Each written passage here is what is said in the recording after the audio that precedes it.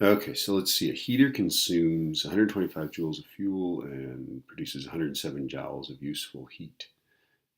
Right, so the efficiency, by the way, is output divided by input.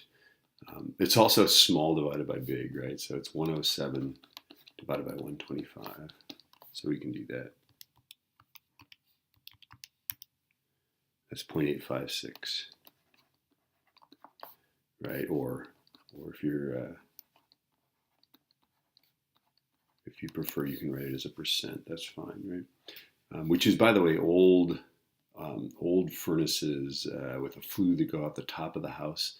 They're about 85% efficient because you got to waste a fair amount of heat to get that heat to go all the way up that chimney flue. Okay. Let's see, how much fuel would it consume to produce 325 joules of useful heat? Well, it's going to consume more energy because it's going to waste some, right? So if that's the output, the input's got to be more, right? So the work input is going to be 325 divided by 0.856. 325 divided by the answer I just got. And that's 379.67. Now, if you're finding it disconcerting that I didn't just use a formula to do that, let's use the formula.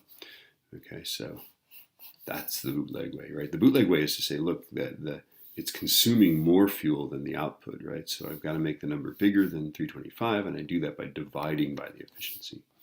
Let's use the formula, though. E is work output divided by work input, right?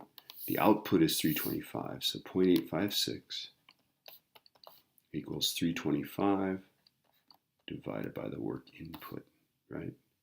Well, now you got to get through these woods alive, right? These guys are going to switch places, so work input is going to be 325 divided by 0.856. You have to be able to also do the math, right?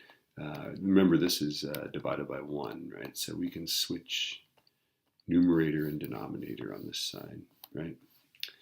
Okay, and then you get the same thing, right?